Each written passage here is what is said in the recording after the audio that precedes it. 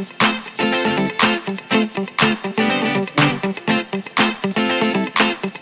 guys, so I'm doing peanut mochi balls today. I don't know if you guys know what it is, but if you've ever been to the Chinese bakeries and you've seen kind of those like pillowy soft pastries, these are it. And they're usually filled with crunchy peanuts, coconut, sesame, so it's kind of a nice juxtaposition between like a soft kind of outside pillowy exterior and kind of a nice crunchy interior for the filling. It does get a little bit sticky, but the results are amazing, so I can't wait to show you guys the recipe. So let's head over to the kitchen and then let's get started.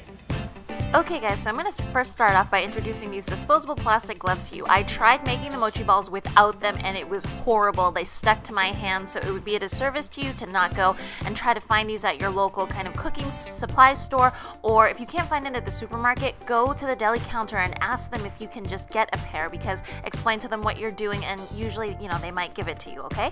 So first off, we're going to start off with the mochi, kind of the skin, the outside wrapper first. So we're going to go in with some coconut milk and then some almond milk, a little bit of sugar, and the recipe will be down below. It's in kind of weird measurements because it's converted from grams. So that was a little bit of oil, and I'm just going to cook this and kind of bring this to a boil, but not really have it boil, so just until it's nice and heated. As it is heating, I'm going to prepare something, the flour end of the mixture. So it is going to be a mixture of glutinous rice flour and rice flour. So glutinous rice flour, if you go to the Asian grocery stores, it's usually in the green bag, and it is the rice with more starch in it so it's going to be short grain rice versus rice flour, which is going to be a long grain. And rice flour is going to give this dough more of a structure because it's like a harder, tougher rice flour, and then the glutinous one is going to be just a little bit more gummy. So in that there's a little bit of sugar in there as well. So I'm just going to pour that hot milk mixture right in, and then using a spatula, I am just going to move this guy around, get rid of some of the lumps. So you'll see that it starts looking pasty first, but the more that you blend it, the smoother it gets, right? So it'll turn out to be something like this. And what you guys are going to do is you're going to steam that, because that, as of now, is not cooked yet. So I'm just going to oil a kind of like a nice flat plate, and this stuff is so sticky, so you do need to kind of oil it. Put it there, and then with wet fingers is the easiest way that I've found to do this. Push this out so that it's not in one big thick blob, so that it cooks a little bit quicker. All right, don't use a spatula, it'll kind of stick to it afterwards. Wet finger works.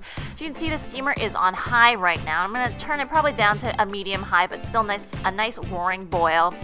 And then steam that for about 10 minutes, and then that should cook it off. Meanwhile, you're going to start preparing that crunchy peanut mix. So 2/3 of a cup of peanuts, chopped or kind of ground until it's still very lumpy though. 3 tablespoons of sugar. You have a little bit of sesame seeds, and then a couple teaspoons of, this is going to be desiccated coconut. So it's the coconut that is unsweetened, okay? And surprisingly, peanuts and coconut are an amazing flavor blend. They just taste so amazing together. So you're just going to mix that and then put it off to the side and wait until your rice is finished steaming.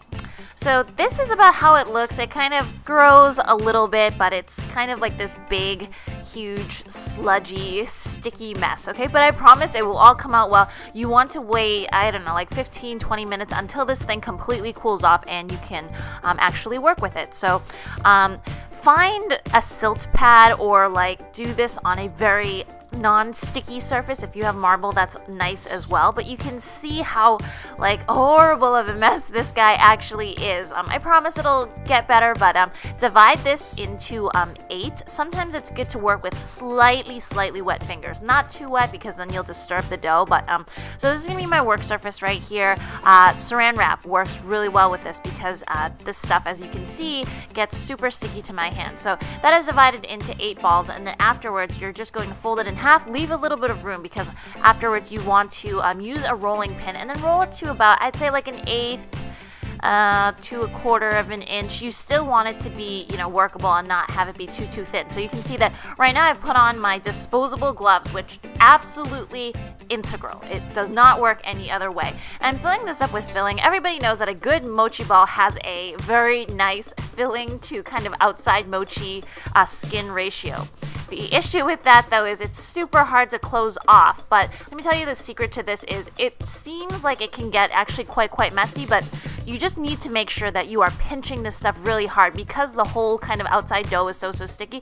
As soon as you squeeze it, it's going to seal. And even if some of the filling kind of pops out like that, just go ahead and continue grabbing from kind of the outside part of the dough and then just continue squeezing in until you don't see any more filling. Something like that, okay? You may want to make that seal a little bit prettier, but as long as it is, tightly sealed, it's perfectly okay because you're gonna put it back into that dried coconut mixture, and then really that covers anything that doesn't look good about any of the seams, all right? So you're just gonna roll it around like that, and then this guy is basically done. So you're gonna put it into the kind of the cupcake paper holds, and then you're gonna repeat that about 7 more times until it's all done. But really, it gets better the more that you do it because you kind of understand your dough a little bit more.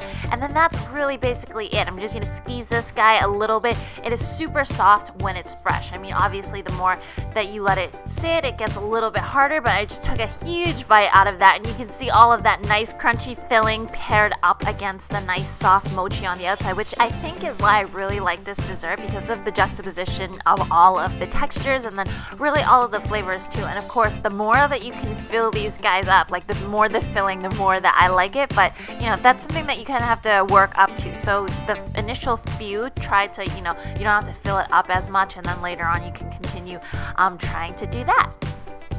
Anyways, guys, I hope that you like this recipe. It's definitely something I loved eating from childhood. I love going to Chinese bakeries today and getting some. So I hope you guys do try it. And as usual, if you want to see more recipes like this, make sure and hit that like and subscribe button. And I will see you guys again next time.